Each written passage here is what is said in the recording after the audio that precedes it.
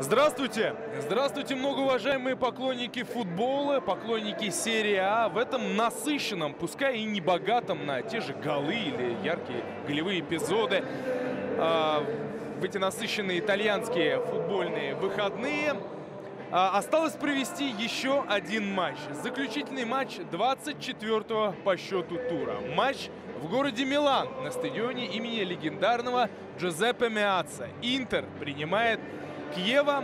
Этому матчу и посвятим не то чтобы вечер, но уже и ночь. Интер против Киева. Интер – команда, ныне занимающая 5-ю позицию в турнирной таблице чемпионата Италии, а точнее опустившаяся на 5-ю позицию, встречается с командой, расположившейся аккурат посерединке турнира. У Киева 12-я позиция, 28 очков и...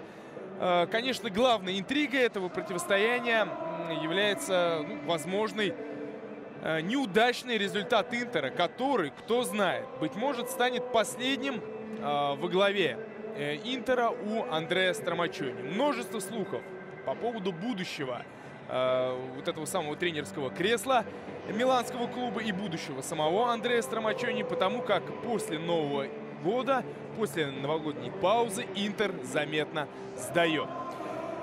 А началось все с матча против Удинезе. Матча, в котором Интер потерпел поражение со счетом 0-3. Можно много спорить по поводу того, заслуженно ли, по делу ли. Тем не менее, 0-3 в Удине.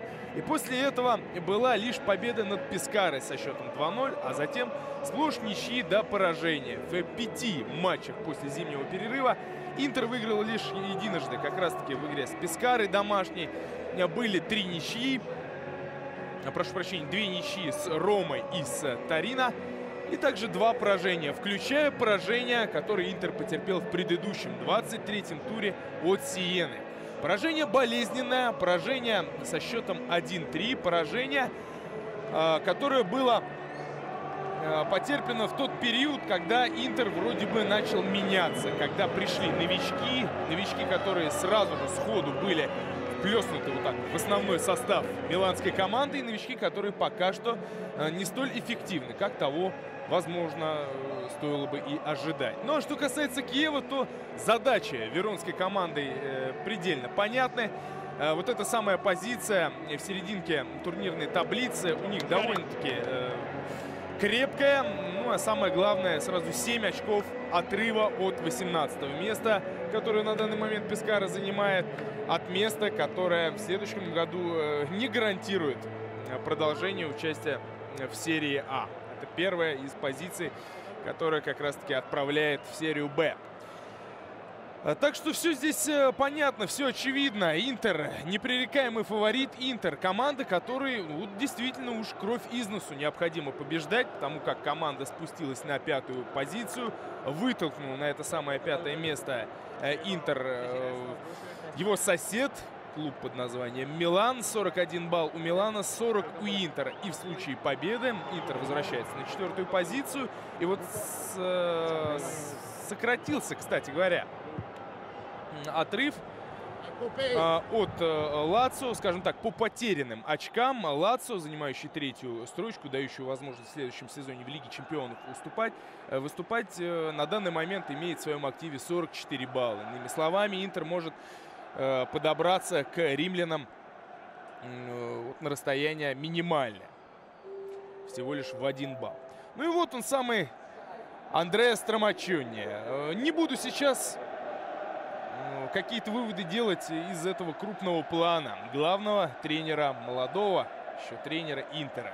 Но создается лично у меня впечатление, что он слегка нервничает, потому что эта встреча может быть судьбоносной в карьере его, но об этом, впрочем, чуть попозже. 24-й тур, Милан, стадион Джузеппе Меатца. Арбитр Марко Гуида из Торре Аннунциата готов дать стартовый свисток.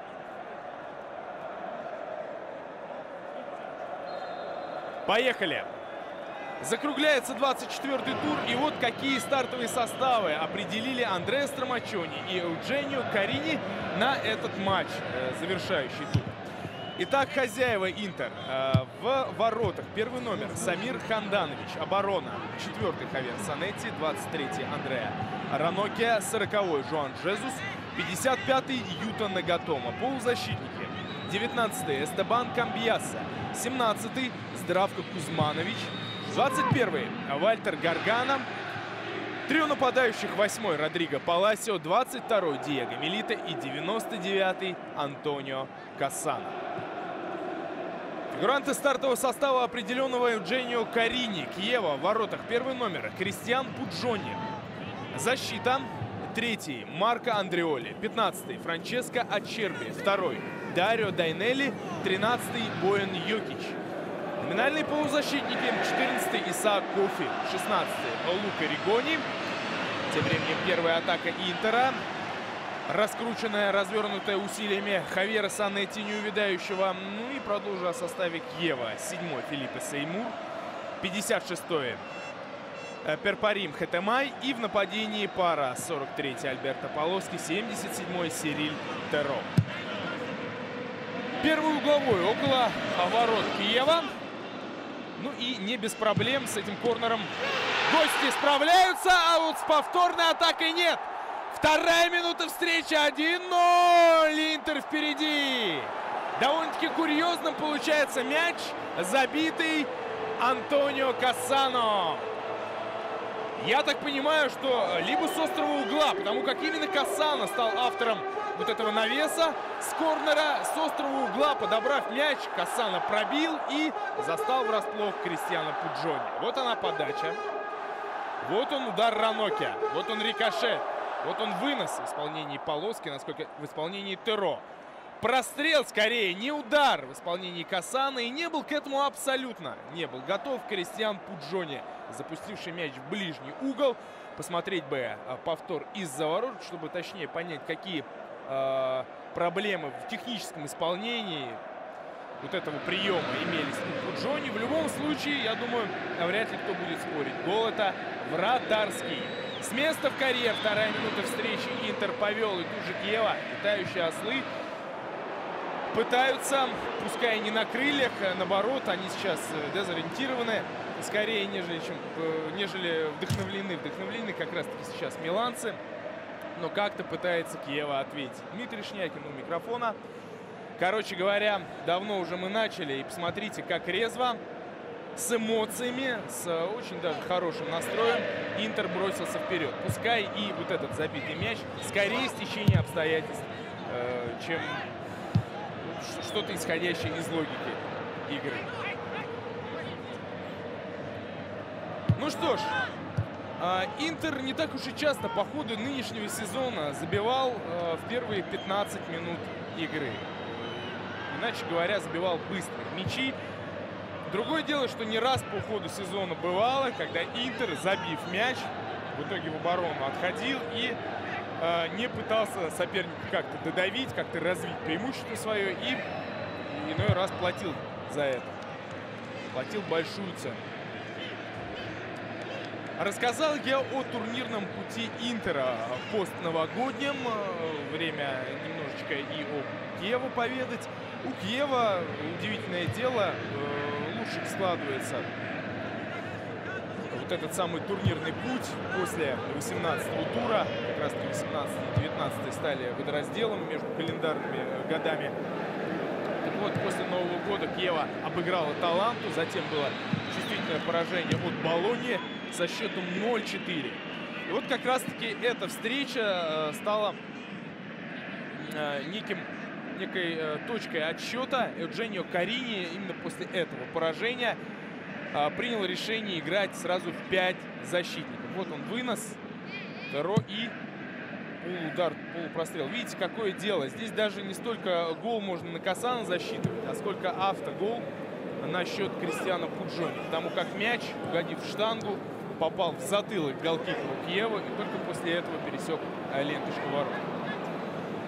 Так вот именно после того поражения от Болоньи наставник Киева Евгенио Карини стал играть 5 защитников, и это определенные плоды принесло, потому как после этого Киев сыграл ничью с Пармой 1-1, и после этого Киева одолел в гостях не кого-нибудь, а римский Лацио со счетом 1-0.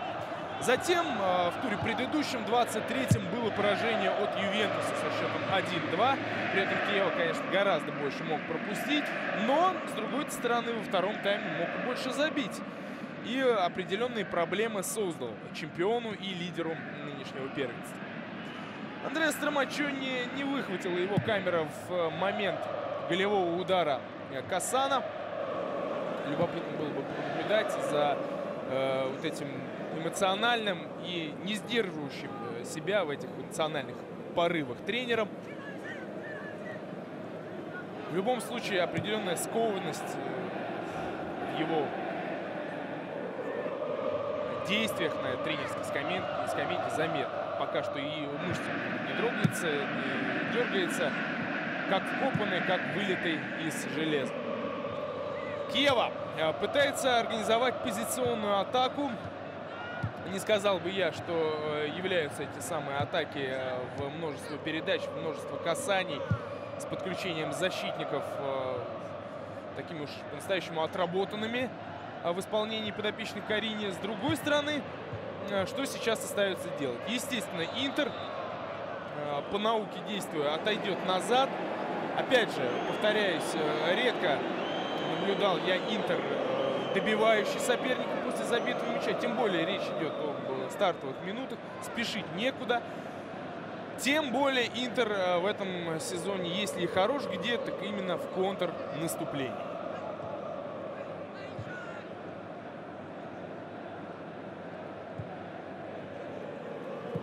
Вкратце можно порассуждать об схемах, которые выбрали тренеры на эту встречу. Интер, судя по всему, во всяком случае, именно такая картина пока что рисуется, играет в 4 защитников. Нагатома левее. Санетти, принявший сейчас филийной частью своей вот эту фланговую передачу справа. Жоан и Раноке — это центр обороны. И как он сейчас справится с навесной передачей? Без проблем Жоан. И на подборе Кузманович. Немного волейбола в штрафной площадке миланцев. Волейбола Спонтанова. И только сейчас мяч добирается до Кассана, которого, очевидно, придерживали за грудки. Кузманович вместе с Гарганом и Камбияса будут составлять мощнющий кулак в середине поля, в первую очередь нацеленный, я думаю, на разрушение. Тем более, что сразу 3 футболиста отрежены вперед на то, чтобы там креативить, создавать и вдохновлять друг друга на голы. Тем более, что и Нагатома, и Санетти футболисты края обороны, могущие и с удовольствием это делающие подключиться в атаку. Кассана, Милита и Паласио вот этот трезубец атакующий составляют. Наверное, Милита в этом трио все-таки форвард, притягивающий к себе большинство передач, большую часть внимания игроков полузащиты, игроков средней линии. Ну, оно и понятно. Все-таки главный бомбардир Неродзу. Ну и что касается Киева, то пока что сложно определить, в 4 ли или в 5 защитников играет сейчас веронская команда. В любом случае, Ачерби и Дайнели — это центр обороны. Андреоли, скорее всего, правее играет, Йокич левее. Может и Кофе в эту компанию подключаться. Ригони, Хатемай — это футболисты середины поля. Ярко выраженных игроков фланговых в Киеве настоящих таких качественных не так уж и много. Хотя вот именно по этому плану можно судить, что в 3 центральных защитниках команд Карини играет. Ну и полоски ТРО — это дело понятное. Пара форвардов, причем ТРО, несмотря на данные этого форварда Столба, все равно играет в оттяжке. Это любимый его маневр. Действует из глубины, снабжать того же Полоски передачами, в том числе и голевыми, бить издали. В общем, по всему фронту атаки действовать. Киева немало пока что времени с мячом проводит. Не сказать, что пытаются по-настоящему как-то обострить игру при этом веронцы. Другое дело, что этот самый контроль мяча пока что позволяет им немножечко успокоиться после столь ошеломительного старта. Подача. Камбьяса справляется с этой подачей, исполненной Ригони. Подбор опять за футболистами из Вероны. Отмечаем сей факт. Большинство подборов как раз-таки за футболистами в сине-желтом. Это говорит о том, что довольно-таки активно линия полузащитников, центральных полузащитников, это их Тамай, Ригони, Сейму. Ну и вот более-менее опасный,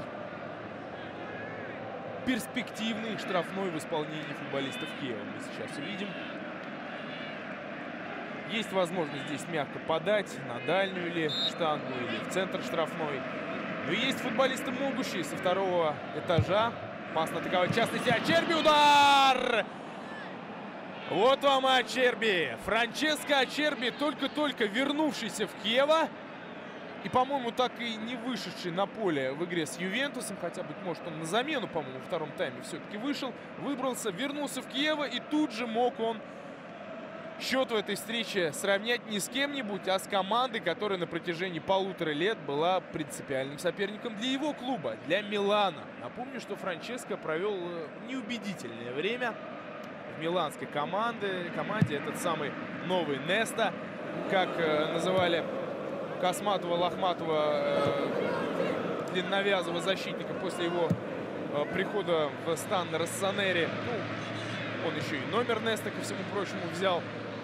В общем, отсыл был понятен. Тем не менее, поварившись в Милане, так и не обрел он стабильного места в оборонительной линии. Россонери, это при всем при том, что Милан давно уже испытывает проблемы с обороной.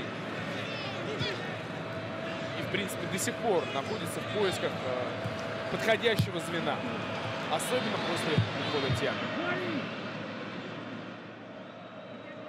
Ну и в итоге вернулся он в Киево транзитом через Джену, который вроде бы права выкупил на этого центрального защитника. И тут же отдал в аренду в Киево, где, собственно, он и раскрылся по-настоящему. И благодаря выступлениям, за которые он и получил вот этот вызов, получил место в Милане. Ну и в очередной раз отмечаем, что проблемы с центром обороны у Интера. Потому как в гордом одиночестве Ачерби находился в самом что ни на есть центре штрафной площадки. Удар наносил даже без прыжка. Изогнулся в кивке. В кивком таким пытался мяч загнать в дальний угол. И никто, собственно, ему и противоборствовать не собирался.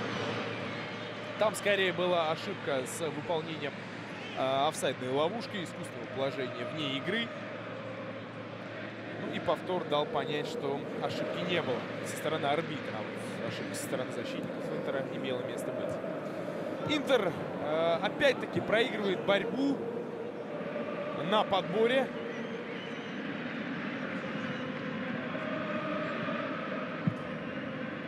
Кофе долго с мячом здесь выкрутасы вытворял, пока не отдал его партнеру, который уже перевод на ТРО просто провалил. Более того, французский, зовите его как хотите, либо атакующий полузащитник, либо полуфорвард, либо оттянутый форвард, тем более, что он, судя по всему, положении вне игры находится.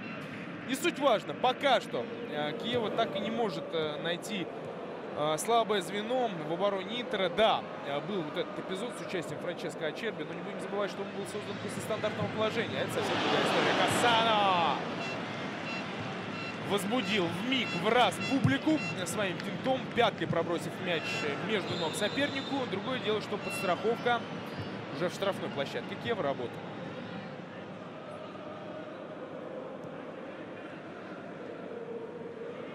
Йокич отдает мяч на Ачерби. У того, на самом-то деле, вот опять же, когда он в Милан перебирался, как одно из качеств отмечали те же специалисты и скауты Милана, Но из качеств умения начать атаку, умение выполнить первый пас. Сейчас добротный заброс он исполнил. Другое дело, что зацепиться за мяч не удается форвардам Киева.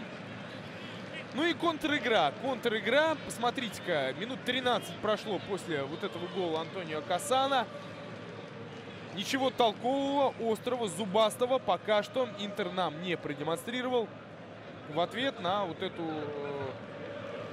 тягучую, такую многоструктурную и не совсем внятную, правда, позиционную атаку Киева. В принципе, пока что интеристов такое развитие событий устраивает, могло бы быть иначе. Тут еще вопросы, конечно, к центральным полузащитникам. У них в их исполнении по-настоящему перспективных, обостряющих передач мы пока что не видели. Ну и это отсыл к проблемам Интера кадровым. Потому как сегодня не играют. Ну, Киву — это еще потеря восполнимая. А вот Гуарин, футболист, вокруг которого в последнее время строилось многое у Интера, вот его потеря может быть довольно-таки значимой. Хотя, опять же, Гуарин, как, впрочем, и многие другие футболисты Интера, после этого самого злосчастного зимнего перерыва, не сказать, что яркие матчи проводил. И вот в этих своих попытках утвердиться в статусе, в роли одного из лидеров Интера, он на самом-то деле был неубедителен. Здесь чуть было не состоялся, ну, изъясняясь простым футбольным языком, привоз в исполнении Андреа Ранокия. Полоски был тут как тут и попытался обокрасть защитника Интера. Это у него получилось. Другое дело, что пас не прошел. Опять подбор за футболистами Киева. Теро.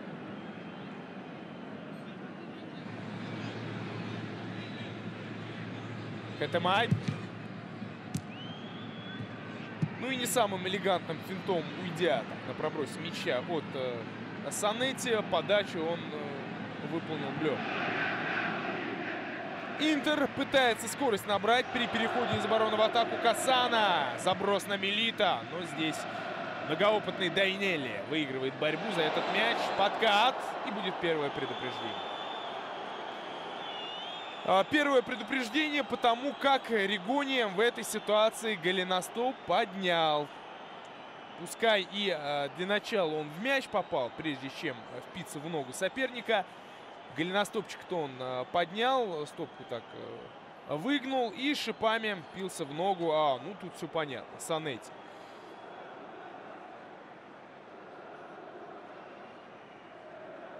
Да, для начала было легкое, но все же касание в мяч. Нет, первым на мяче был Санетти, потом уже сыграл Ригони. Ну и по инерции двумя ногами впился в опорную Хавьера Санетти.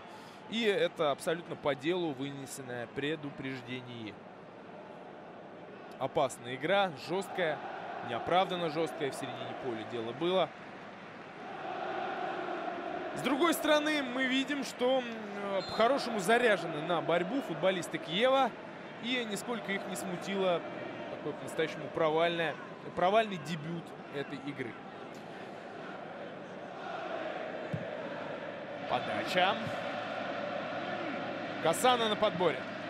С внешней стороны стопы попытался он на где-то 11-метровую отметку подачу выполнить. Ну и здесь быстроногий Юрки Нагатома, оставшийся ближе к воротам собственным во время розыгрыша стандарта, быстрее всех, умелее всех.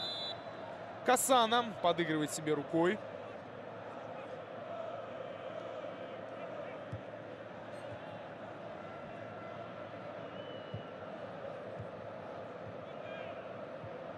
Есть определенные изменения в составе у Интера относительно игры предыдущего тура. Ну и неудивительно было их обнаружить, потому как игра была настолько все-таки неудачной, невнятной в исполнении Нерадзури, что какие-то кадровые пертурбации были просто обязаны быть совершены в исполнении Андреа Стормаччони. Тут вам и, конечно, отсутствие новичка Скелота бросается в глаза. Ну и того же Гуарина, и Киву. Ну, Гуарин и Киву, как я уже сказал, дисквалифицированы. Киву вовсе был удален в той встрече. Поэтому нашлось в середине поля место и Гаргана, и Кузмановичу, и Камбьяса. Наверное, в этом трио наиболее ориентированный на атаку все-таки сербский футболист, пришедший совсем недавно, буквально 1,5-2 недели назад, из Штутгарта, вернувшийся в итальянскую серию А.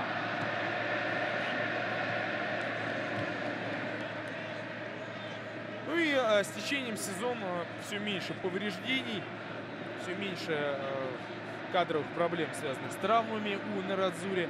Вот Станкович уже вернулся хотя бы в список футболистов подмены. А вот и гол! А вот и гол, ответный в исполнении Киева. Совершенно неожиданно пришедший с фланга. Фланговая подача, на которую откликается Лука Ригони. Ну вот эти самые проблемы в центре обороны Интера вновь дали о себе знать.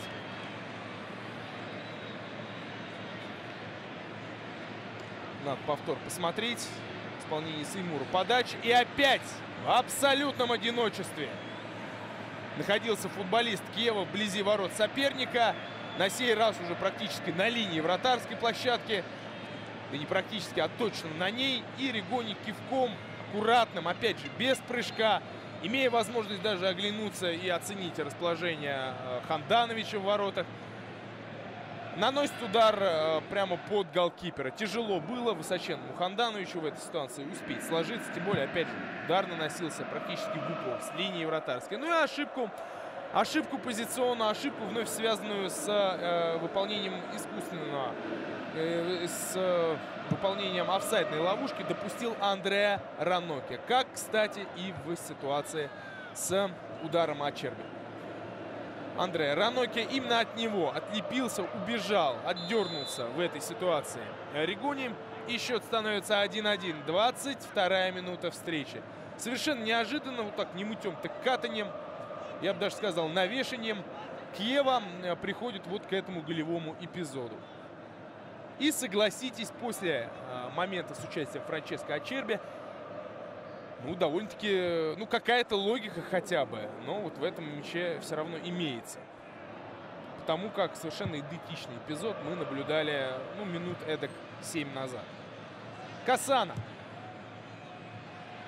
Необычную передачу исполняет на Родриго Паласио. Паласио, оказавшись на углу штрафной площадки, разворачивается. Повторный заброс, подача в штрафную площадку и Кофе неудачно выносит мяч. Нагатома. Штрафную площадку мяч далековато от себя обработал. И в итоге потери. Раноке. Много, конечно, сказано уже, написано об судьбе этого защитника вообще в чемпионате Италии и в Интере, и в той же сборной Италии, в которую он время от времени вызывается. Но до сих пор не наблюдается такого ощутимого прогресса в его игре. Все те же позиционные ошибки, все те же проблемы в борьбе на скорости. Ну и опять из раза в раз мы приходим к такому выводу, что не до конца, не во всех эпизодах на 100% сконцентрирован этот защитник. Чему доказательство как раз-таки гол Киева. Легкий толчок, вряд ли дающий право рассчитывать на пенальти в исполнении Кузмановича. Пытался Кофи в штрафную площадку продраться. Ну, откровенно говоря, довольно-таки читаемый фильм. Кассана смещается в центр и ожидает Камбьясо. Какой голевой момент роскошный. Как нес эту передачу Кассана. Как он выгадал, дождался вот этого рывка в исполнении Камбьяса, который скорость набирая, из недр поля рывок исполняя. Получил мяч аккуратно в ножку. И тут же удар в касание. И Джонни команду выручает. Ну, не сказать, что по-настоящему получился удар Камбьяса. Кстати говоря, не так уж он мало по ходу этого сезона забивает. Ну что ж, если от кого-то и стоит ожидать по-настоящему умной, острой, эффектной и одновременно эффективной игры в составе Интера, так это как раз-таки Кассана. Подача с угла поля. Гол! Ну вот и реабилитировался! Андре Раноккия в высоченном прыжке дотягивается до мяча и по выдающейся траектории отправляет мяч в девятку ворот. Недостижимой для Пуджони траектории. Вот он, прыжок роскошный и в самую девятку. Как тут не прыгай, как не отталкивайся, до мяча не дотянуться по дуге. Прямо над перчатками голкипера. 2-1. Реабилитировался за свой просчет позиционный Стромачони и Наджи... прошу прощения. Ну, Стромачони, кстати говоря, тоже наряду со всей командой реабилитировался за этот ляг. Кто его знает, есть такое ощущение, ну, во всяком случае, уже как минимум 3, а то и 4 раза по ходу этой встречи Интер пытался в офсайдную ловушку соперника столкнуть, поймать. Судя по всему, это была установка. Ну и несколько раз провалив исполнение вот этой офсайдной ловушки, отправился вперед Стромачони скупать грехи собственные, и это ему удалось сделать. Раноккия не первый гол по ходу нынешнего сезона забивает. Вот, кстати говоря, и еще желтая карточка ему в довесок. Не первая желтая карточка для него, а конкретнее 6-я. Прокатывается в подкате и задевает. Вот видите, вот именно с этого повтора, честно говоря, хочется мне и мнение это, собственно, изменить относительно вины Раноккия в пропущенном мяче, потому как рядом с ним был еще один футболист. А вот от кого именно оторвался Ригони. Подача! Еще один опасный эпизод после исполнения стандарта. Исполнение Киева. Кассана мяч подхватывает, можно контратаку организовать. 2 в 1. Слева пробирается еще и Жуан. Передача на Гаргано. Удар! Пуджони выручает команду. Вот так игрушка. К 30-й минуте встречи, к получасу этой игры мы уже могли 4-й мяч получить. Вот вам и тур чемпионата Италии. В целом, кстати говоря, не результативный. Всего лишь в 2 играх было забито более 2 мячей. А в остальном все 1-0 да 1-1. Повреждение у одного из футболистов Киева. А я закончу повествование о Раноккия. Он в нынешнем году уже 1 мяч провел.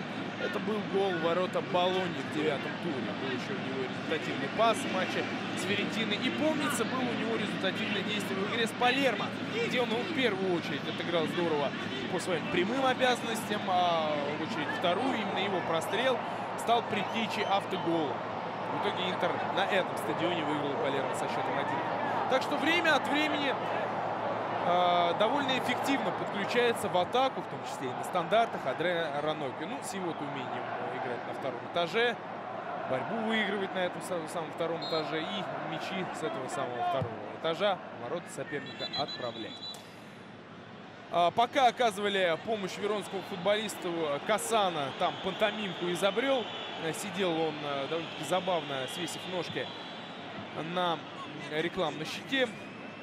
Ну и предстоит ему повторно ввести мяч в игру с угла поля.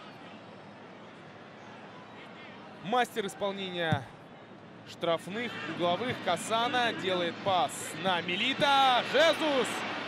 Не было ли здесь опасной игры? Ну и сами футболисты Интера здесь не протестуют. Значит, все было чисто. Кассана опять с мячом. Возвращает на Санетти. Нет, это Гаргано. Гаргано обыгрывается в стенку с Милита. Толковая комбинация, между прочим, прошла сейчас с участием этого зубастого латиноамериканца, который в первую очередь знаменит не своими умениями в подыгрыше как-то отличаться, а в первую очередь умениями мячи отбирать. Пускай не всегда чисто. Еще один угловой. И опять до Ранокия добирается мяч. А вот здесь Ранокия фалит, на мой взгляд. Это все было на глазах у арбитра, а потому по делу свисток.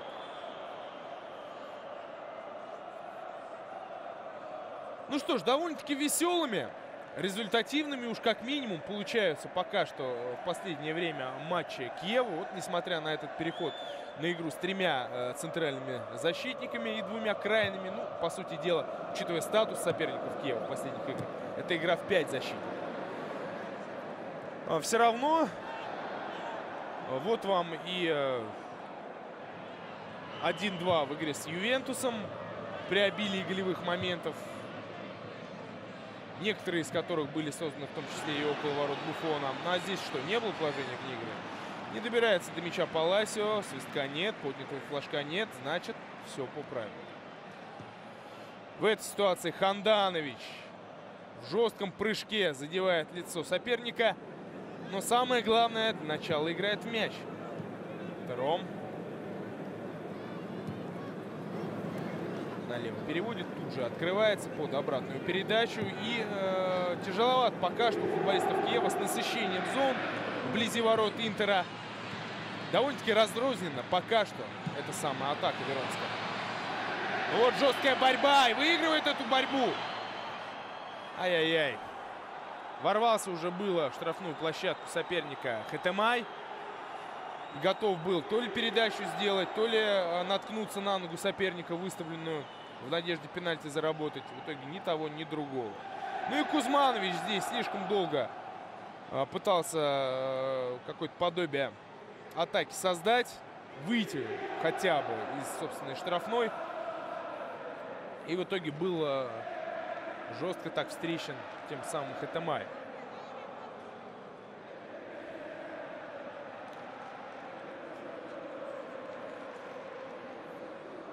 Ну и вот еще одна элегантная, на скорости и, что самое главное, геометрически выверенно исполненная атака Интера с участием Касана, конечно же. Ну, именно он исполняет роль эдакого треквартиста в нынешнем составе Интера. Хотя в последнее время все больше разговоров о том, что в будущем треквартисты Интера, ну, с учетом номера, который он взял себе, станет новичок Ковачич. Ну, его сегодня даже в заявке Интера нет. Поэтому пустая тема. Как-нибудь в другой раз обсудим перспективы этого молодого хорвата, 20 лет которому еще от роду не имеется. Он дебютировал в матче с Сиеной. Ну и, как понятно из результата, дебют у него, первый блин у него получился скомкан. Милита привычное делает для него, обороне, опорным полузащитником, собственно, помогает. В отборе мяча довольно-таки трудолюбивый нападающий. В том числе и с определенными навыками прессинга и отбора мяча. Смотрите, как он здорово здесь за мяч поборолся для Гаргана. Гаргана переводит мяч на Камбиаса. Это Паласио. Еще один бритоголовый интериста. А вот у него диагональ уже худая. Получается.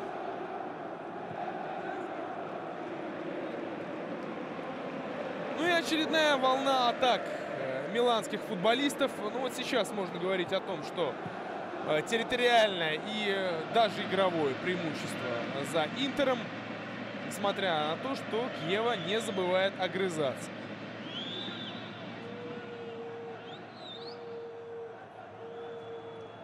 Гаргана, низкорослый, агрессивный, с таким низкопосаженным корпусом футболист. Готов вот на таком коротком шагу тотчас подбежать к ближайшему из соперников. И, несмотря на невнушительные габариты, может он вот этими резкими действиями напугать соперника. Гарган сейчас как раз таки готов. Страхует. Ну и неточный навес.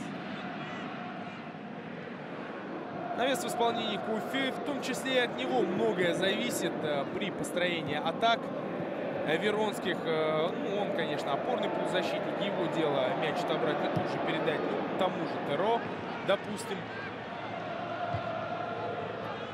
Ну вот, если поначалу он активно очень подключался в процесс построения этих самых атак, то пока что ближе уже к окончанию первого тайма все больше брака у него. И нарушение правил. Кстати говоря, в опасной близости от ворот Пуджони. Есть мастера исполнения вот таких, в том числе, штрафных в составе Интера. Гуарин отсутствует, но зато тут вам и Кузманович, кстати говоря.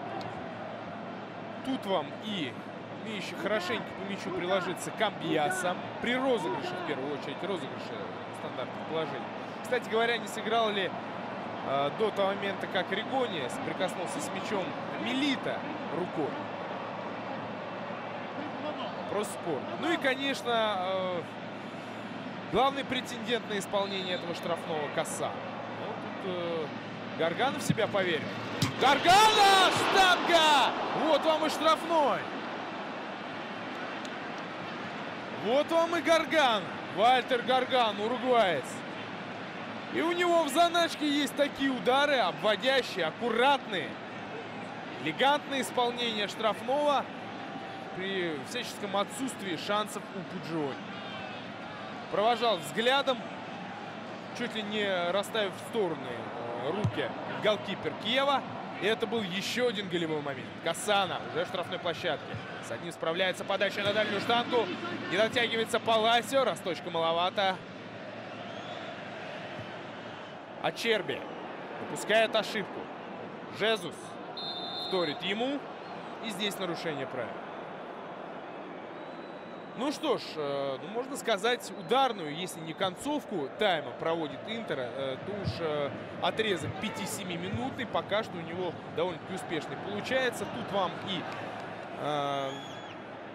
довольно неординарные,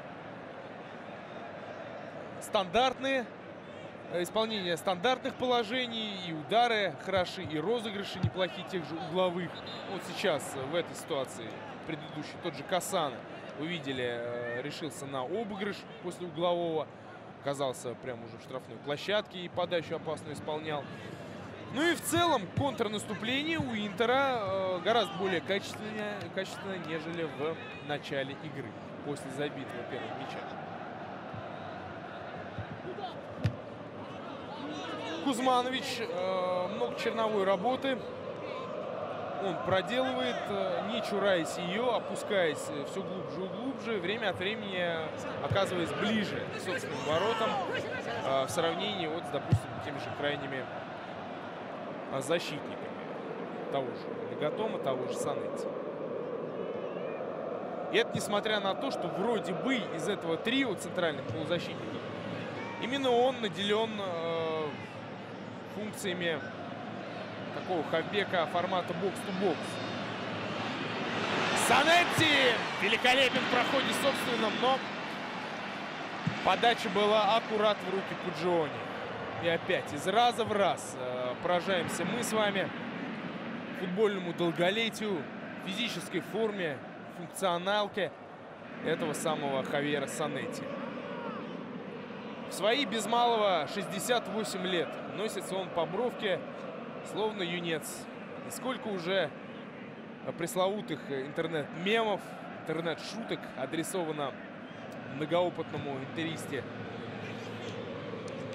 Сколько уже вот этих фирменных проходов мимо гораздо более молодых, мимо гораздо более скоростных соперников он исполнял.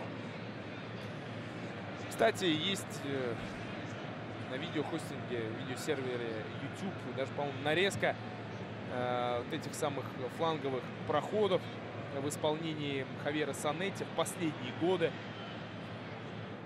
Но опять же, их скорость, динамика этого бега, этих финтов просто поражает, учитывая, опять же, возраст Санетти.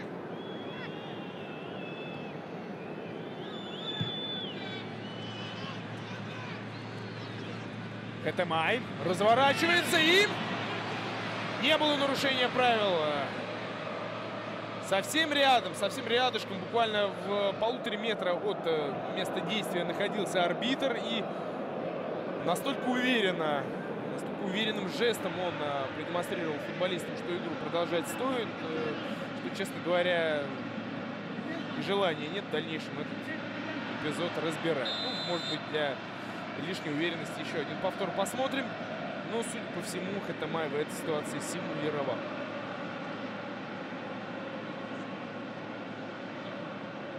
Да, это была симуляция.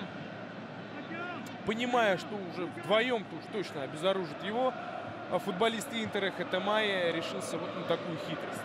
Можно было, кстати говоря, для пущей убедительности и желтой карточкой его наградить. Гаргана великолепный, не глядя даже мяча останавливает. Но что за передача сейчас?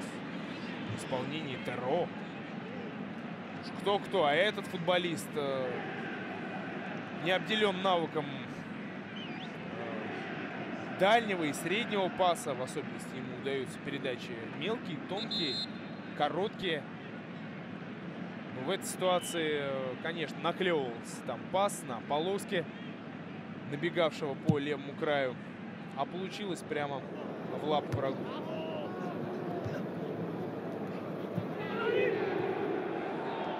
Ну, видите, совсем поменялась ситуация относительно этих самых подборов, этой самой борьбы в середине поля. Сейчас уже большинство подборов оставляет за собой миланская команда. Отсюда и преимущество во владении мячом. Милита в штрафной площадке Камбьяса. Подача в касание с левой ноги. Неплохое решение. Ачерби хорош в отборе. И вот опять возникает у него сложности с выбором направления, продолжения атаки.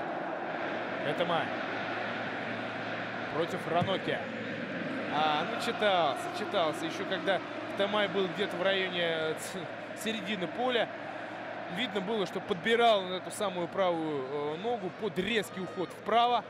И Раноке там с клюшкой своей чистый отбор исполняет. Стебан Камбьяса. 3 гола, имеющий в своем активе по ходу нынешнего сезона. Получил повреждения. Кабы там случайно не наступил на него Ачерби. Нет, здесь в грудь, ну максимум в плечо. Мяч задел после передачи Камбьяса. И аргентинский ветеран уже в строю. Ну что ж, давненько не видели Киева в этом позиционном наступлении, которым веронская команда баловала нас после первого пропущенного мяча. Такое ощущение, что второй пропущенный уже остудил пыл веронской команды. Хотя несколько ситуаций довольно-таки острых, перспективных она создала, в том числе и после индивидуальных проходов того же Теро, того же Хетемая. Некоторые из них гораздо больше дивидендов могли бы принести для веронцев. Милита, обратите внимание, как часто он отходит за, ну вот хотя бы за линию двух других форвардов Интера, имею в виду Кассана и Паласио. Как много он борется, как часто корпус выставляет, прыгает в подкатах, в прессинг вступает. Опять же, огромное количество черновой работы проделывая. Это честь ему делает, безусловно, учитывая, опять же, тот факт, что надо бы до конца тайма, самое главное, Интеру безошибочно отработать в середине поля, в опорной зоне, в зоне опорных полузащитников и в обороне, конечно же. И без всяких эксцессов завершить этот первый тайм. Теро. Ну, а футболисты Киева, в особенности это относится к игрокам средней линии, такое ощущение в ступор впали, забрели в тупик. И при попытке что-то эдакое изобрести на подступах к штрафной площадке Интера, ну, вот попросту соображалки им не хватает. Или творческой жилки. называйте как хотите. Кассана, в который раз фирменным таким движением резко меняет курс направления бега. Из края левого смещаясь в середину поля. Ну, если мы и привыкли говорить об треквартисте, как футболисте середины поля, разворачивающему атаки, направляющему эту самую атаку своим пасом, своим движением, то Кассана эдакий треквартиста левой бровки. Ну и неудивительно, большинство атак Интер создал в этом самом первом тайме преимущественно через левую бровку, где опасен Кассана, где ему помогает Нагатома. Куда время от времени смещается тот же Гаргана. Гаргана, пас на Паласио, Черби. В прыжке эффектном прерывает эту передачу, на которую уже отвечал рывком Паласио. И быть бы выходу 1 на 1. В похожем прыжке сегодня Марио Балотелли, другой футболист из Милана, забил мяч, незасчитанный мяч в ворота Кали. Ну, там, справедливости ради, по делу мяч был отменен, потому как перед этим, перед передачей, мяч покинул пределы поля. О матчах, прошедших в субботу и до матча нашего с вами, подробнее поговорим по ходу второго тайма. Ну а пока что мы становимся свидетелями очередной неудачной атаки Киева. Атаки, которая забрела в эту самую офсайдную ловушку. Вот после двух ляпов при исполнении искусственного положения вне игры. Вроде бы как заработал механизм этой ловушки. И провалов не было. Итак, по истечении первой 45 минутки матча 24-го тура чемпионата Италии в Милане на стадионе Джузеппе Меацца местный Интер переигрывает Киева со счетом 2-1. Напомню, что в этой игре на второй минуте встречи отличился Кассано, Антонио Кассано, ударом с острого угла. Ну и, скажем так, не без фортуны, без ее проделок мяч в итоге достиг цели. Следом на 21-й минуте Лука Ригони, воспользовавшись позиционным просчетом оборонцев Интера, отквитал этот мяч. Ну и тут же буквально спустя 5 минут Андреа Ранокия после подачи с углового в эффектном прыжке отправляет мяч в девятку ворот Киева. Счет 2-1 в пользу Интера, а у нас перерыв.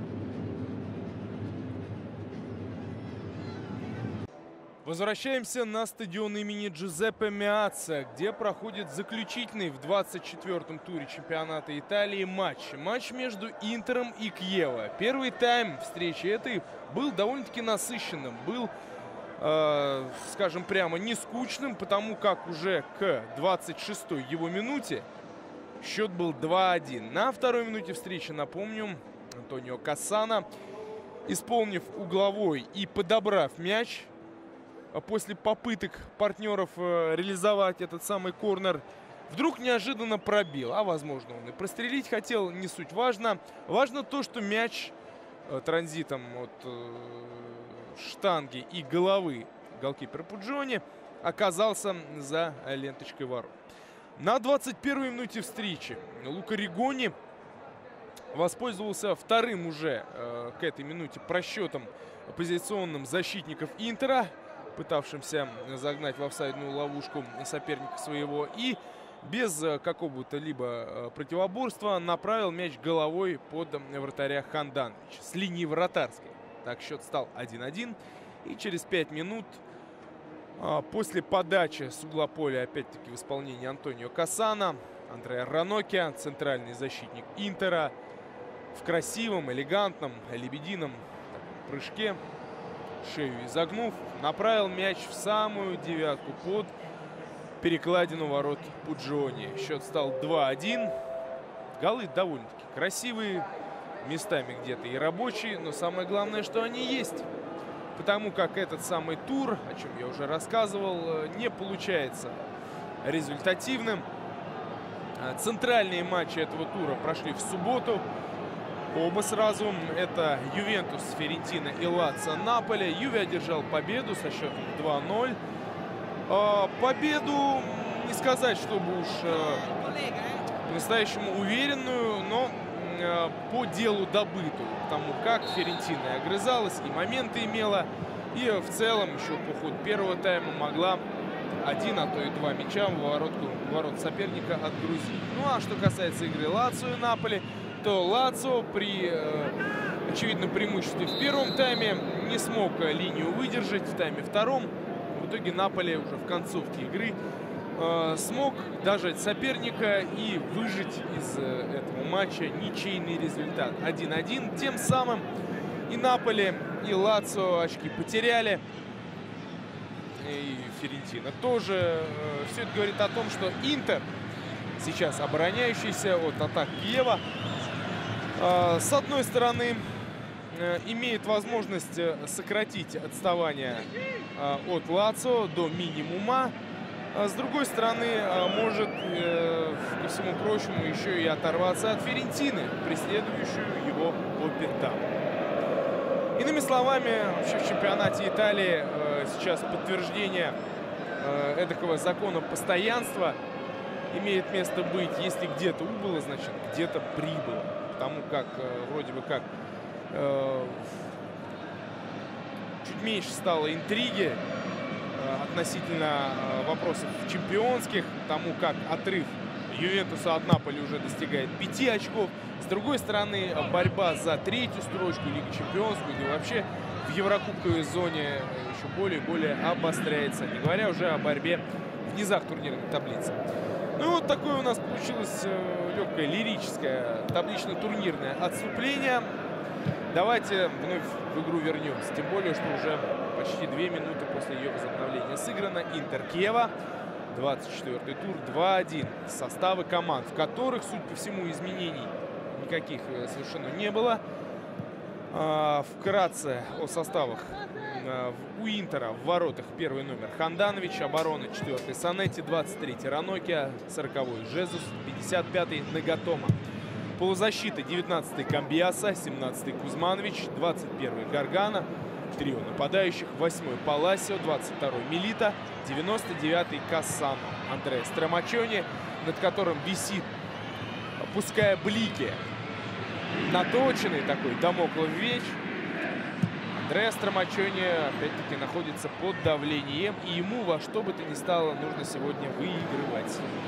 Впрочем, совершенно разные слухи относительно схемы, которую Моретти там выстраивает. Возможно, у Страмачони уже будущее его предопределено, и он команду покинет, а затем тоже клуб руководить ей будет. В общем, не будем вдаваться в подробности, всего лишь пока что слухов. Кассано на левой бровке, мяч подхватывая, уже привычно по ходу матча этого, выполняет передачу на Камбиасу. Пока что наиболее заметна вот эта связка Кассано-Камбиаса. И наиболее эффективно. Камбиаса, напомню, мог сделать счет 2-0, если я не ошибаюсь, еще до ответного мяча Киева. Он практически 1 на 1 выбрался из убойной позиции, примерно с линии штрафной площадки, удар наносил. Ну и состав Киева. В воротах первый номер Пуджони, оборона 3-й Андреоли, 15-й Ачерби, 2-й Дайнели, 13-й Йокич, полузащиты 14-й Кофи, 16-й Ригони, 7-й Сеймур, 56-й Хетемай. Атака 43-й Полоски, 77-й Теро, наставник Киева Эудженио Карини.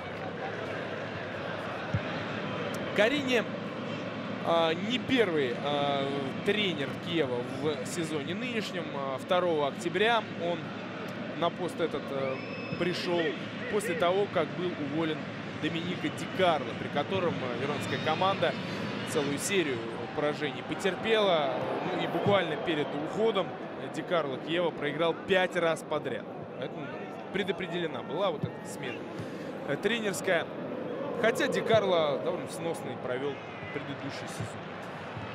Контракт у Карини на 1 сезон с опцией продления на следующий год. Ну, в принципе, если в том же духе команда выступать будет, то вполне возможно, что она еще больше в нынешнем матче пропустит.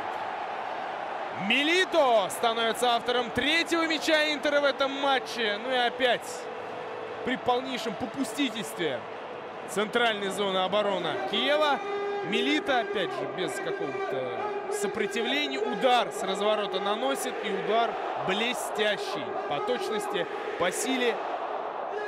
Автором голевой передачи становится Камбьяссо. Да даже не с линии штрафной, чуть ли не с 11-метровой отметки.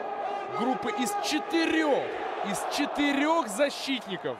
Ну и Кофе, опорный полузащитник Киева, не смогла противостоять аргентинскому форварду. Милито. 3-1. 50-я минута. Ну и по делу вознагражден Милито вот этой передачей. Потому как он был по ходу первого тайма одним из наиболее работоспособных, эффективных футболистов. Не скажу, что прям уж нападающих Интера. Потому как не чурался он, опять же, работы по всему фронту. Не только атаки, но и полузащиты, а то и обороны. Милито. 9-й его мяч в нынешнем сезоне. Недавно лишь от проблем со здоровьем оправился. И по предсказаниям итальянской прессе вообще не должен был находиться сегодня в стартовом составе. Тем не менее, Милито в стартовом составе. Милито один из лучших футболистов Интера в этом матче. Милито гол. И Милито чуть было не посодействовал еще одному мячу Интера, но в этой ситуации вновь на высоте Джиони. Голкипер Киева сегодня в поте лица, рук, ног и тела всего работает. Вновь он и вновь команду свою выручает. Что происходит сейчас с обороной Киева? Та самая оборона, которая удержала атаку Лацио, пускай и без Клозы, без Эрнанеса. Хотя Эрнанес в той игре по ходу матча появился все-таки на поле. Тем не менее, ну, попросту сейчас раздрай в этой самой обороне. Из флангов и по центру, и всяческими иными способами Интер с легкостью преодолевает этот редут. Пока не можем мы дождаться повтора той ситуации, чтобы найти виновных, как всегда, видеть на костре жечь. Тем временем Кофе в дриблинг пускаясь, натыкается на ногу Жезуса, и это штрафной.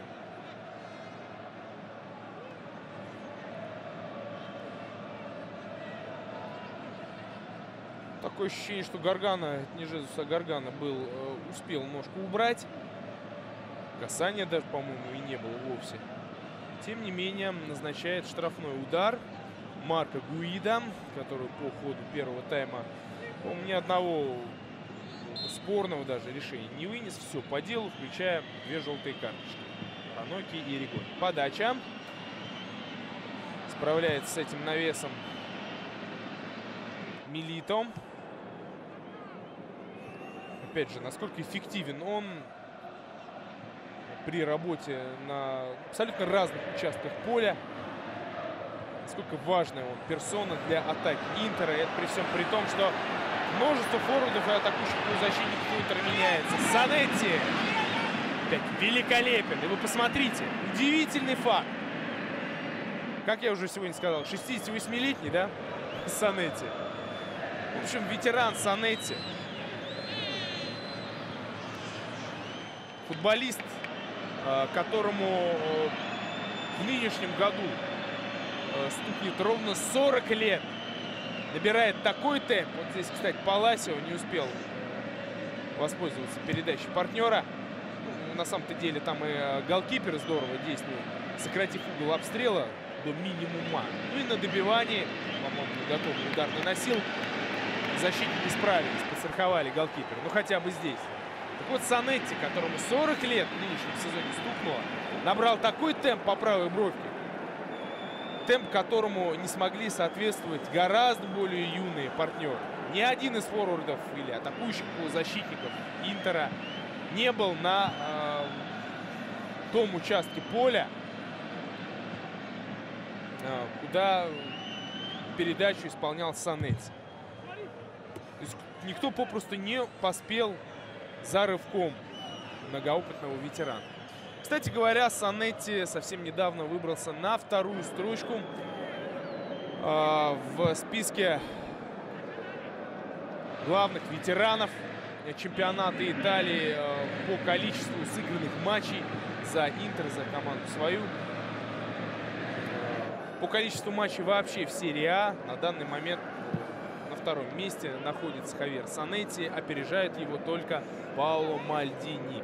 И Санетти тут же отреагировал на это событие в интервью одному из изданий, заявив, что будет он в строю находиться, будет он играть до того момента, пока не преодолеет планку в 647 матчей. Как раз столько матчей провел в чемпионате Италии Мальдини. На счету Санетти пока что 595. Иными словами, если он опять же в этом режиме не щадящим никого, не самого Санетти в первую очередь, отыграет, доиграет этот сезон и отыграет сезон следующий, то он практически наверняка перекроет вот это достижение Мальдини. Санетти — капитан, любимец местной публики.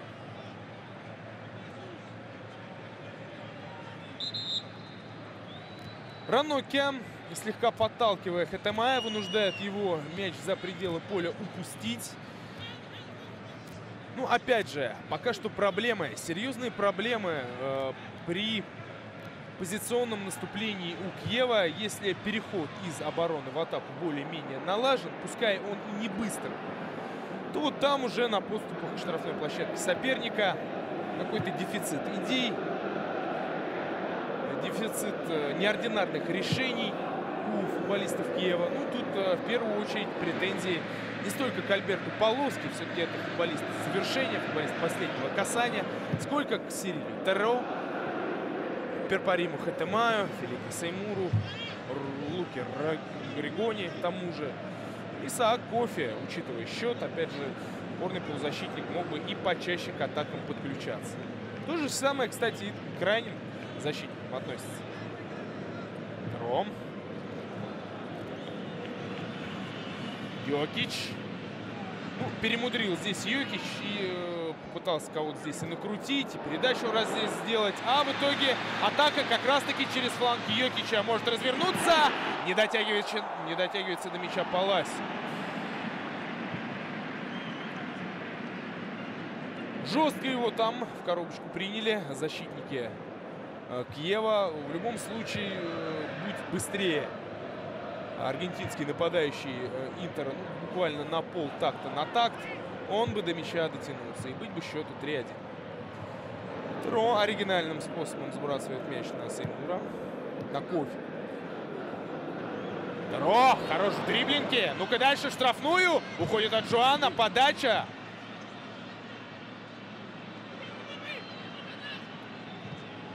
И все дальше, и все дальше, все дальше от штрафной площадки. От зоны риска для Интера отдаляется финский полузащитник Киева Перпарим Хетемай. Нарушение правил. Есть у меня ощущение, что по ходу слаломного прохода своего имел возможность Сириль Теро все-таки удар нанести, а не прострел, передачу в центр штрафной площадки исполнить. Здорово здесь, кстати, и Ачерби сыграл. Легонько так, но все-таки в рамках правил подтолкнув нападающего Паласио. Ну, а что касается Теро, этого француза, который утвердился по ходу нынешнего сезона в статусе лидера не только атаки, но и вообще построения вот этой игровой концепции Киева.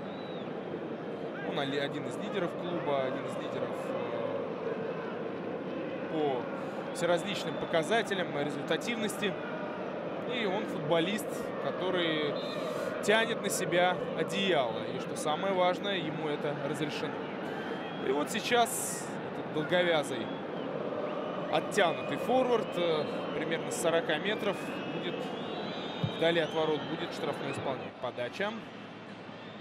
Опять, что ли, Милита там первый был во время верховой борьбы. Нагатома. И можно в контратаку убегать, но возвращаются футболисты Киева дружным строем в оборону. Хотя вот здесь по правой бровке есть расстояние, есть и на правом краю атаки Интера свободные места. Паласио, обводящий удар в касание.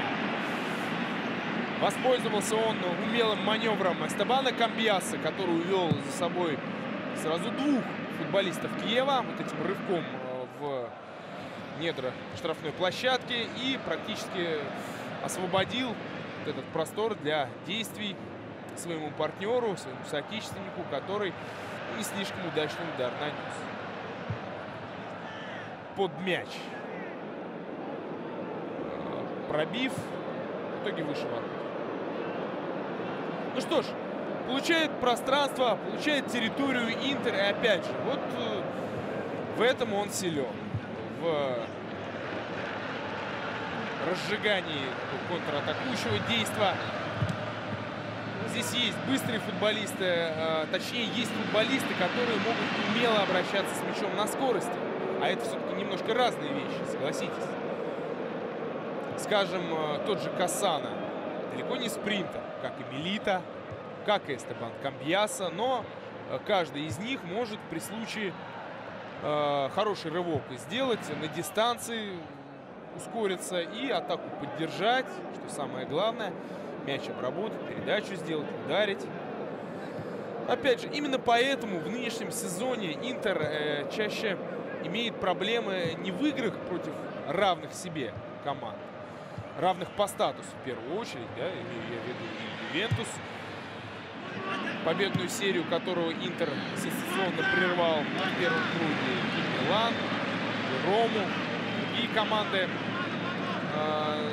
из первой части таблицы. А вот в матчах с командами среднячкового статуса, а то и с аутсайдерами, как в том же предыдущем клубе Сиеной, Интер проигрывает, проваливается. Короче говоря, в тех играх, когда нужно свое «я», в тех играх, где нужно первым номером действовать, свое «я» демонстрируя, Интер пока что обрести себя не может. Хотя есть футболисты, могущие как-то позиционную атаку обострить, чего только Кассана стоит. Отбивается Киева. Ну-ка, Киева в контратаке. Покажи нам, на что способен. Направо передачу Полоски. Ну, будь он здесь и гораздо более скоростным нападающим, не имел никаких шансов до мяча первым добраться. Полоски, раззабивавшийся в последнее время. Пока что вообще без мяча действует. Ну, на самом-то деле много ему касаний и не нужно. Удивительное дело, но Полоски является одним из самых, если не самым эффективным нападающим не только Италии, но и всей Европы. Но об этом попозже. Тем более, что Терро вполне себе может выгадать передачу на Полоски. Терро решает, опять же, все здесь собственноручно, собственноножно исполнить. И не удается ему этот славный проход. Терро, ко всему прочему, еще и повреждения получает. Третий сезон его в Киево.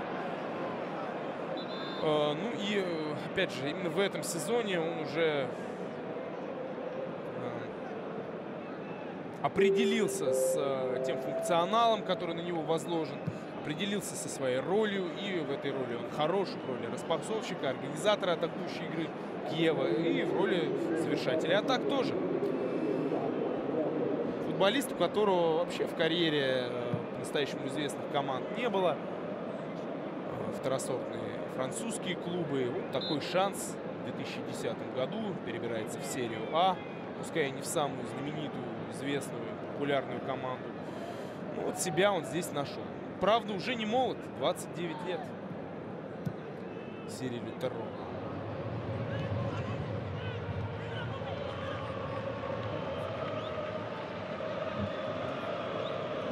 Йокич делает подачу аккуратную, и в этой ситуации не слишком эффективен и удачлив в выборе позиций в первую очередь был Альберто Полоски.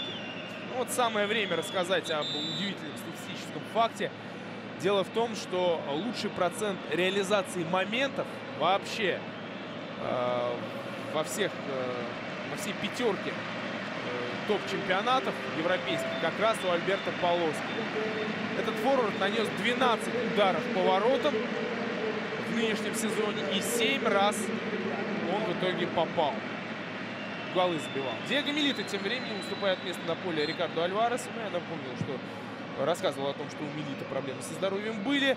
Вроде бы как же даже под вопросом был его выход в стартовом составе, но вышел в старте, отработал как никто другой в этом матче.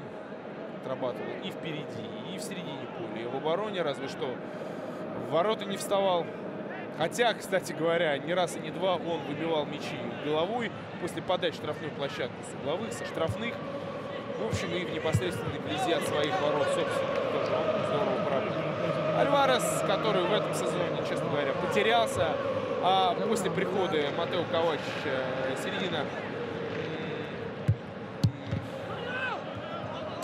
поля, средняя линия у Интера еще более конкурентоспособной стала. Так что вот такими редкими возможностями надо пользоваться по полной программе. Гораздо больше игрового времени было у аргентинского футболиста, игрока сборной Аргентины в прошлом сезоне. Ну а довершая рассказ об Альберто Полоске, скажу лишь, что выборка была на самом-то деле впечатляющая, согласно, да, вот в этой статистической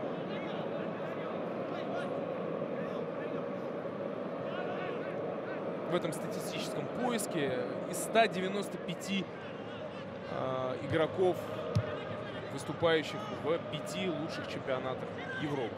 Ну, имеется в виду, конечно, итальянский, немецкий, английский, французский.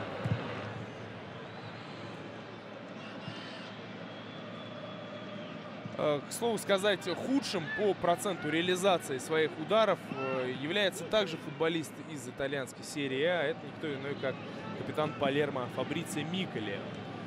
У него процент соотношения нанесенных ударов и забитых мячей составляет всего лишь 7,5. Проще говоря, у Полоски он 58, у Микколе 7,5, 66 раз он ворот соперника атаковал. И всего лишь 5 ударов его цели достиг. Ну, вот такой краткий, надеюсь, неутомительный рассказ. Кстати говоря, произошла замена у Интера. Ну, я думаю, что на позицию Милито, как форварда острия, переместится Родриго Паласио. Альварес будет действовать из глубины атаки. Хотя, опять же, этот трезубец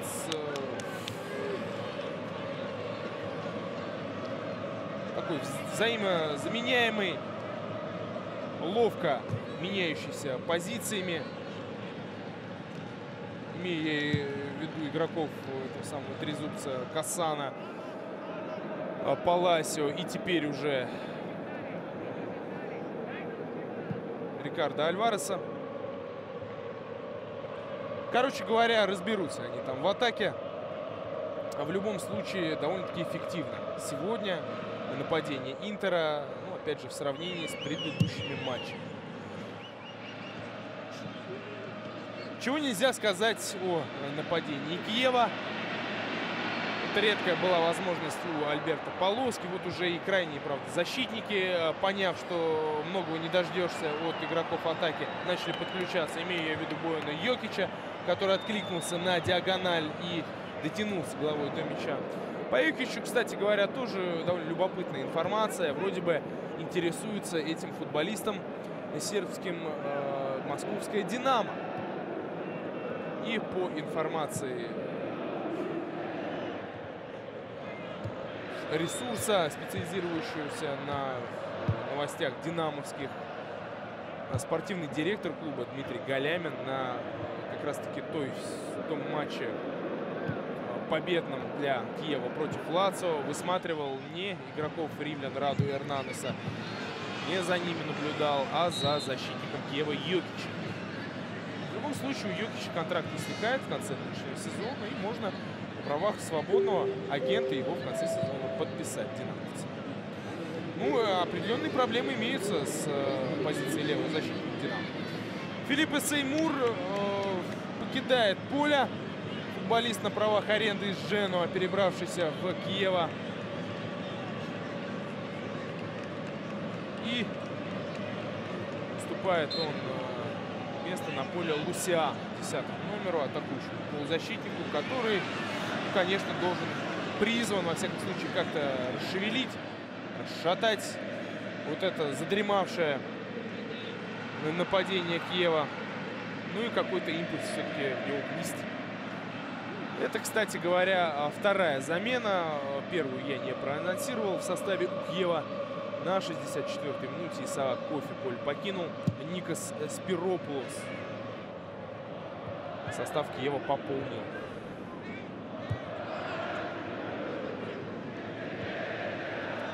Ну что ж, судя по всему, близится победа Интера в этом матче, хотя еще до окончания основного времени игры остается целых 20 минут. В любом случае, довольно-таки уверенно пока что миланская команда обороняется, пускай и не от шибко настойчивых, но все же атак Киева.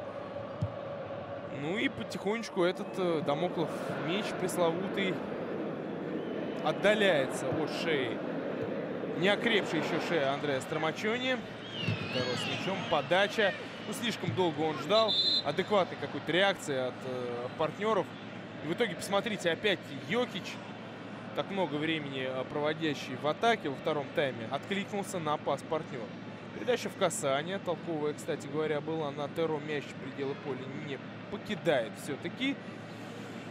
Ну и в очередной раз отмечаем, как смело и, что самое главное, с пониманием того, куда ему надо открываться, действует Йокич. Претендент на пополнение состава московского «Динамо».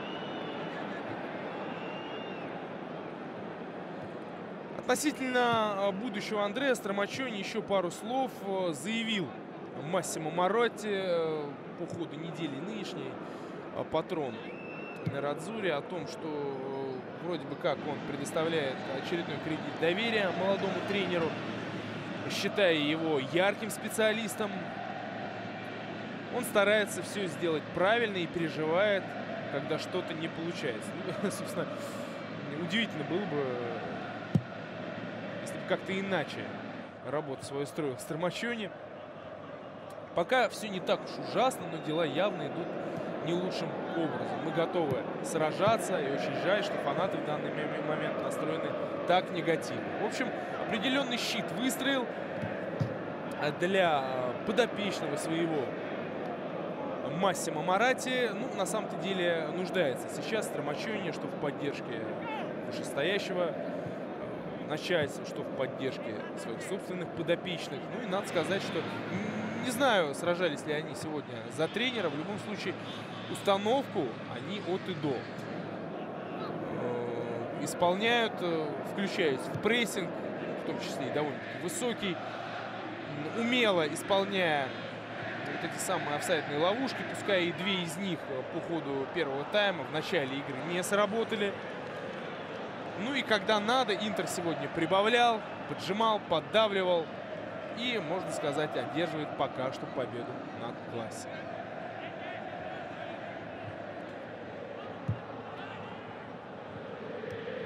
Среди специалистов, которые, по слухам, могут сменить Андреа Страмачони на посту главного тренера Интера, есть и довольно любопытные персонажи, чего только стоит Диего Симеоне, который, я думаю, с удовольствием большим вернулся бы в команду, где он славу свою игротскую ковал. Тут и Вальтер Мацари, наставник Наполи, и Владимир Петкович, главный тренер Лацио. Ну и не забываем о главном тренере Боруссии. Ну, правда, сейчас Юргену Клопу с его командой нужно решать большие задачи. Задачи по сохранению второй позиции в Бундеслиге и задачи по выходу в 1/4 Лиги Чемпионов. Кстати говоря, не будем забывать о том, что уже буквально на этой уже неделе, потому как у нас уже 11 число февраля, на этой неделе в четверг Интеру предстоит провести игру плей-офф Лиги Европы с довольно серьезным соперником — украинским ЧФР Клуж. Как комментатор, которому по ходу нынешнего сезона довелось вести трансляции матчей Клужа Лиги Чемпионской, скажу, что это соперник, могущий проблемы определенные создать даже вот такой команде, как Интер. Я бы даже сказал наоборот. Вот такой команде, как Интер, ныне переживающий не лучшие времена свои, для такой команды ЧФР Клуж соперник опасный, более чем опасный. Я бы даже сказал равный. Готома. Альварес на штрафной площадке. Можно и пофинтить. Прострел. На сей раз внимателен при отражении удара в ближний угол. Голкипер Киева Кристиан Пуджони. Ну и вообще в последнее время он... Вообще вот эти матчи последние в его исполнении, но об этом попозже, друзья. У нас возвращение. У нас происходит возвращение. Долгожданное возвращение Дэяна Станковича. Ну-ка послушаем.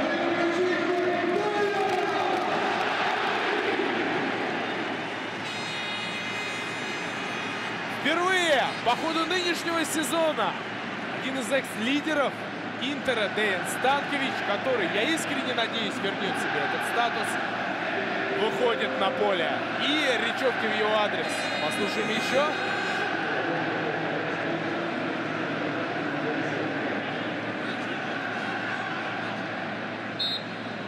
Станкович, затягивали болельщики на Радзуре.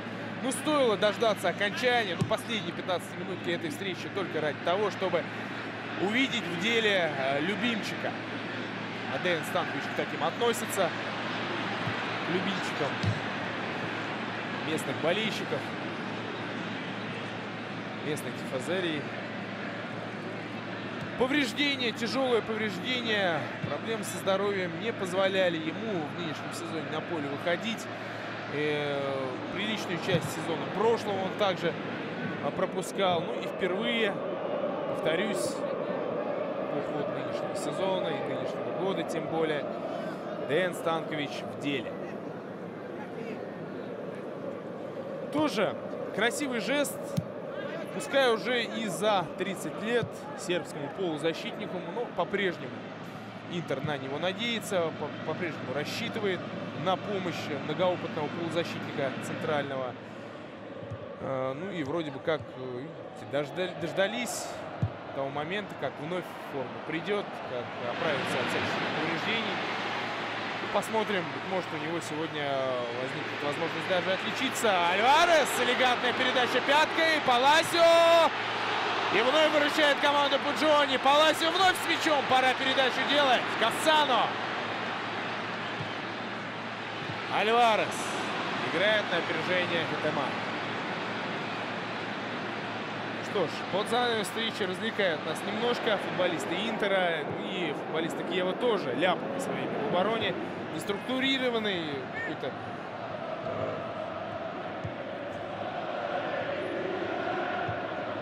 смазанный ляпами многочисленными игрой в обороне.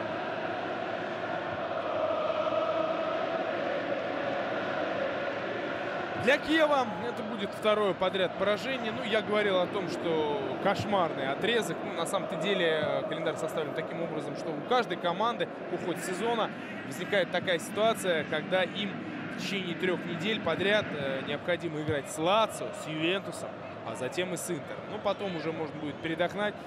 Хотя, почему передохнуть?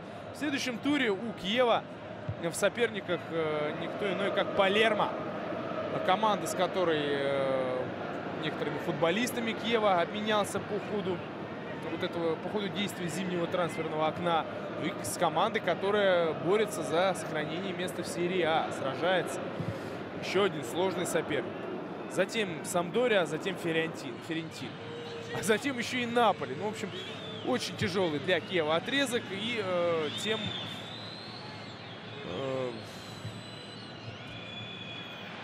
тем значимее тот факт, что по ходу этого отрезка удается Киеву еще и побеждать.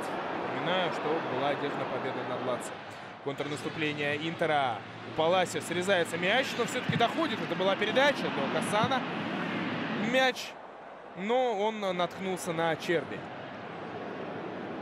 с которым совсем недавно еще выступал за одну команду — Милан.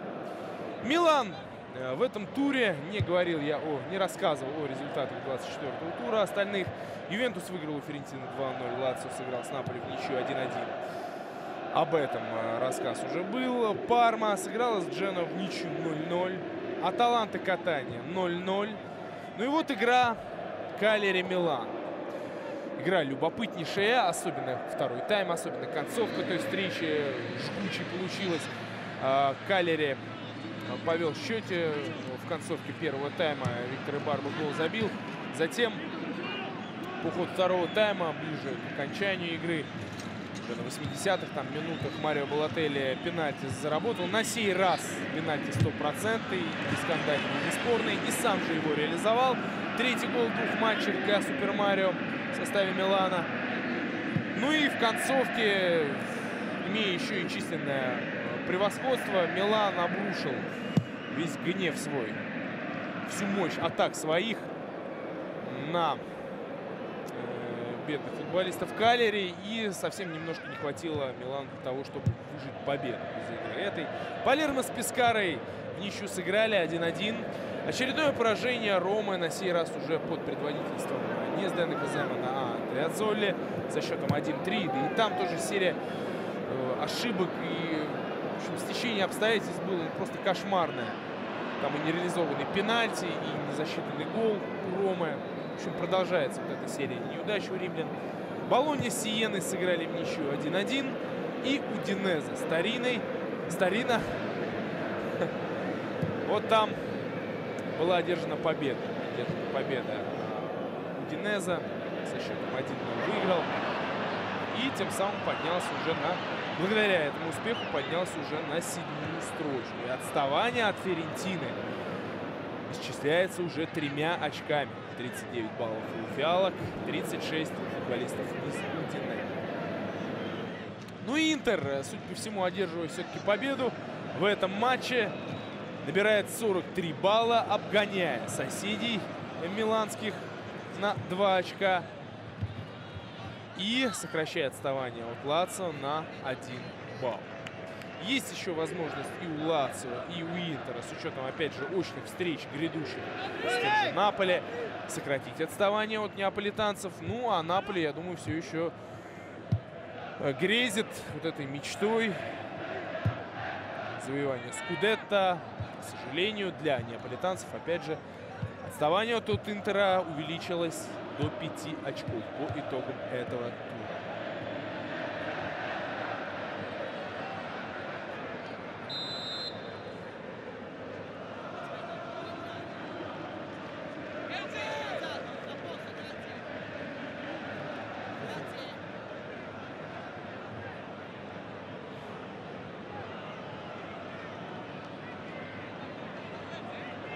Есть еще одна замена в распоряжении Андреа Страмачони. Ну, вот если бы был еще Матео Ковачич, этот вундеркинд хорватский, я более чем уверен, что позволил бы ему тренер миланский немножечко еще вкусить этой самой серии А. Ну, или, допустим, можно было бы дать игрового времени Томмазо Рокки. Ну, фигуранты вот этого резерва, оставшегося резерва Интера следующий. Тут голкипер Белец, еще один голкипер Карисо, новичок очередной у Интера в составе. Альваро Перейра, Жонатан, Сильвестре, Скелотто, Рокки. Томмазо Рокки, дабы не засидеться, дабы, опять же, стариной тряхнуть, как-то удается Хавьеру Санетти, неувядающему, можно было бы выпустить. Или Эзекиэль Скелотто, скажу честно, мне очень нравится этот вингер. Ну, пожалуйста. Удивительное дело. Честно признаюсь, по-моему, даже и не было кадров, намекающих на то. Вот просто лишь спонтанно решил я у Скелотто заговорить, и надо же такому случиться, тут же он на поле появляется. Был он в стартовом составе на матч с Сиеной, и Меняет он другого новичка Интера, Здравко Кузмановича, который на самом-то деле сегодня гораздо больше проделал работы на благо обороны, нежели атаки. Ну, на самом-то деле, частенько он аналогичными задачами, решением аналогичных задач занимался и в составе Штутгарта, из которого и перебрался в Интер. Так вот, нравится мне Эзекиэль Скелота, нравилась его игра в Аталанте, откуда он как раз-таки и перебрался в стан другой черно-синей команды. Скоростной, с довольно-таки нетипичным для крайнего игрока края поля телосложением, долговязый, высокий, мощный. Чаще мы привыкли видеть вот на таких позициях игроков формата Юта Нагатома, но, скажу я вам, не уступит в скорости японцу быстроногому Эзекиэль Скелота. Любит он смещаться в центр, любит хорошие кроссы исполнять, прострельные передачи, а любит при случае, в тех случаях как раз, когда в центр сместится, любит и пробить поворот. Так что мало и забивает. Этот Ариунда, аргентино-итальянец. Ну и в расцвете сил перебирается он в Интер. Давно было пора уже ему попробовать себя на другом уровне. Вот, кстати, говорил я об его результативности, а ведь за нынешний сезон он только лишь и заработал один голевой пас в матче с Пармой. Ни других передач, ни ударов результативных в этом сезоне не было.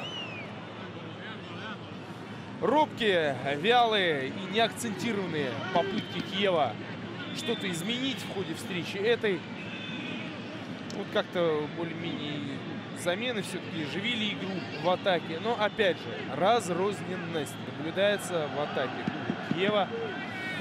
Отсутствие всякой структурированности в этой игре. Ну вот как, флангами, или по центру, подачами или позиционной игрой с множеством мелких передач. Как пытаются футболисты Киева, благодаря чему в первую очередь оборону соперников скрыть. Я так и не понял. Несколько было удачных фланговых атак. Собственно, одна фланговая атака с подачи того самого Йокича и принесла результат. Гол Ригони. Не более того. Вот еще раз Йокич в деле. Усян передачу сделал, но хорош на подборе, на перехватах Интер во втором тайме. Как, собственно, и в концовке первого.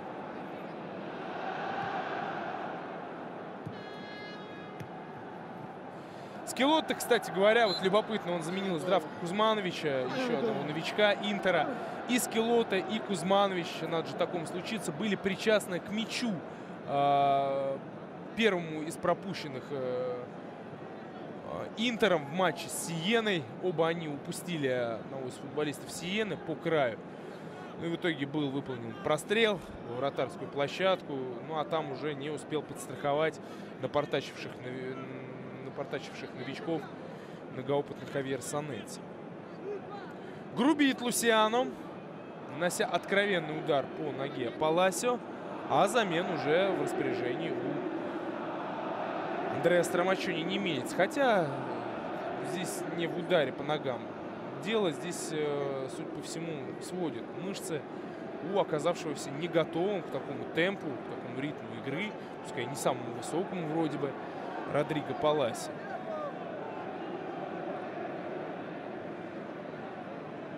Вообще, если завершая вот эту тему приобретений, трансферной работы во время зимнего трансферного окна Интера, эту тему завершая, надо сказать, что 18 миллионов в целом Интер потратил на укрепление и 19 с лишним потратил.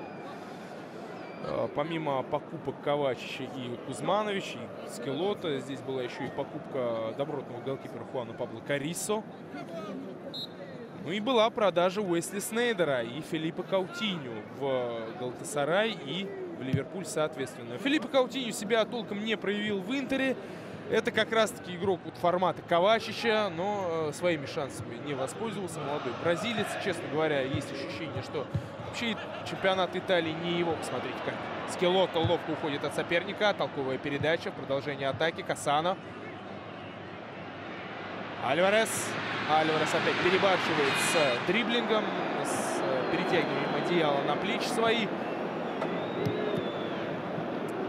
Ну и, конечно, много говорилось о покупке Паулиньо, полузащитника Коринтианса. Опять же, атакующего, центрального, молодого. Вроде бы, опять же, интересы Паулиньо пересекаются с интересами Ковачича. Но вроде бы как только лишь по окончанию сезона этот игрок, вхожий в сборную Бразилии, пополнит ряды Нерадзури.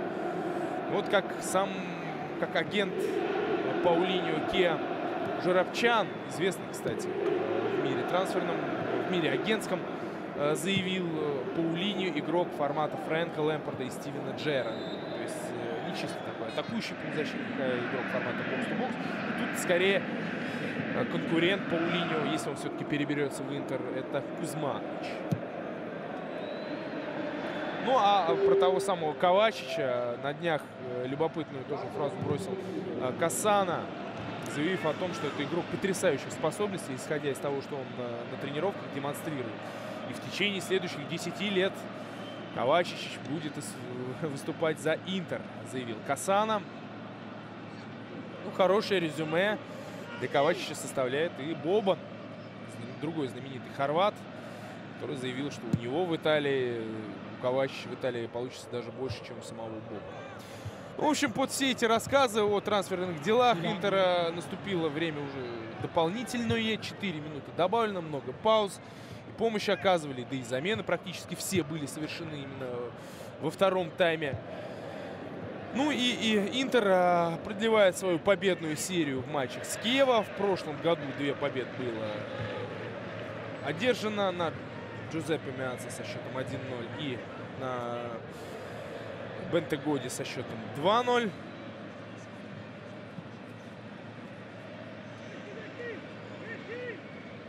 А в первом круге нынешнего сезона Интер обыграл Киева в гостях со счетом 2-0. В общем, такая по делу абсолютно заработанная.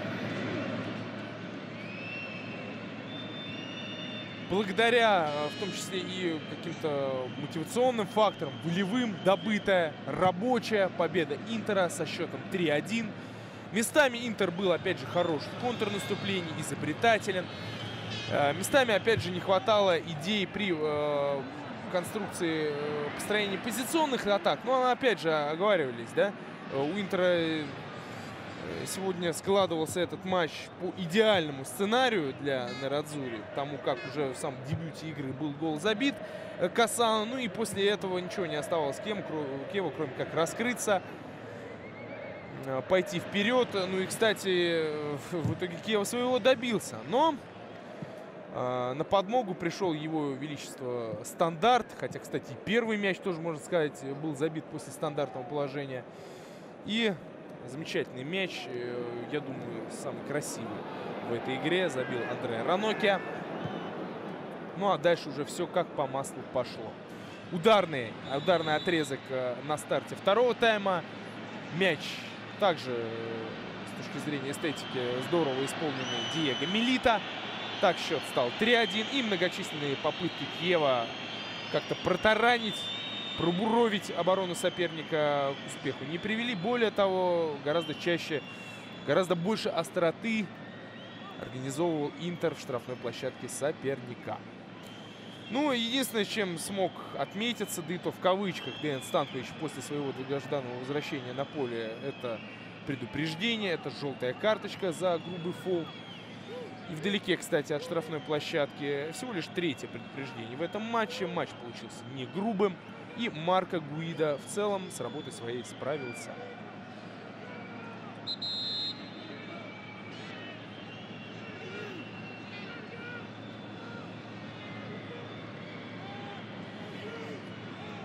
Честно вам скажу, впервые по ходу сезона нынешнего комментировал я матч с участием Киева. Последняя команда. Закрыл я сегодня чемпионат Италии, который мне до этого в нынешнем сезоне не доводилось вести в эфире. Ну и, знаете, по рассказам коллег, вроде бы как наслышан я о том, что Женио Карини, человек, внесший определенную определенное тактическое разнообразие в игру Киева. А вот этого я сегодня не увидел. Перестроиться команда не смогла. Надавить на больные точки, а именно на центр обороны Интер, также не смогла. Какого-то отрезка цельного, по ходу которого серию добротных атак можно было бы организовать, Киева не создал. В итоге победа Интера со счетом 3-1. Поздравляем Неродзури с, возможно, временным, кто знает, а возможно и таким начинающим, возможно, что-то большее успехом в матче с Киевом.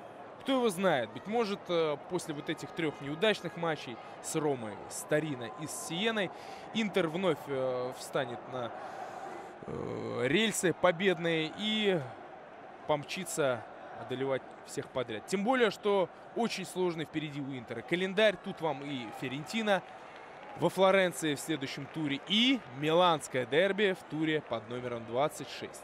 Не забывайте. На этом матче для вас работал Дмитрий Шнякин. Благодарю коллег, сопутствовавших мне в столь поздний час. До встречи!